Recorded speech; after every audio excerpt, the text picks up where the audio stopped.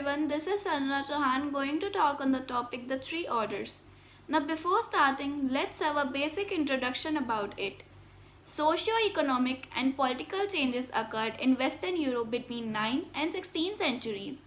The three orders focused on three social categories: Christian priests, land-owning nobles, and peasants, changing relationship between these three groups. Now let's talk about feudalism. The term feudalism has been used by historians to describe the economic, legal, political, and social relationship that existed in Europe in medieval era. Now let's have a look on our three orders. French priests believe in the concept that people were the member of the three orders depending on their work. The three orders of society were clergy and peasantry. Let's start with our first order, clergy. Catholic Church had its own laws, own land, given to by rulers, and could levy taxes. The Christians in Europe were guided by bishops and clerks who constituted the first order.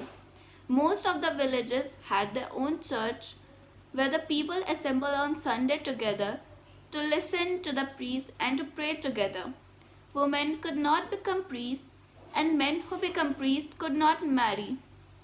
The use of term Lord for God is given from the feudalite. Let's talk about our second order, which is nobility. Priests placed themselves in first order and nobles in the second. The big landowner, the nobles, were the vassal of king and peasants were the vassal of landowners. The nobles were the lord of the people who settled in his land. Noble's house were called as a manor. His private land was cultivated by peasants. Now let's talk about our last and third order, which is peasants. Cultivators were of two kinds, free peasants and serfs. Free peasants held their farm as tendered to the lord. The men had to render military services at least 40 days every year. The peasants would be required to do any unpaid labor services like digging ditches, gathering firewood, building fences, and repairing roads and buildings. There was one direct tax called taille the king sometimes imposed on peasants. Let's talk about manorial state. A lord, his own manor house, he controlled villages.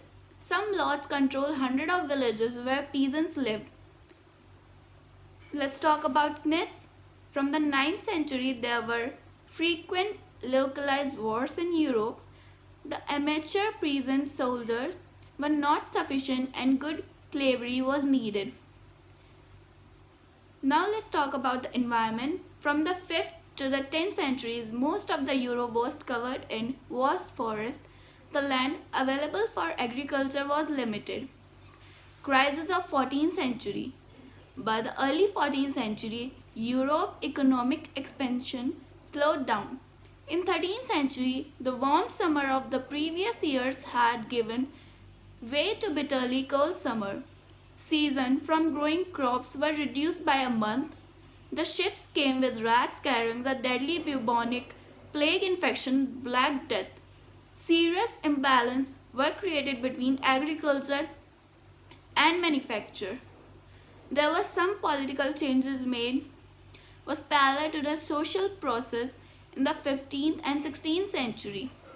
I hope it's clear to you. Thank you.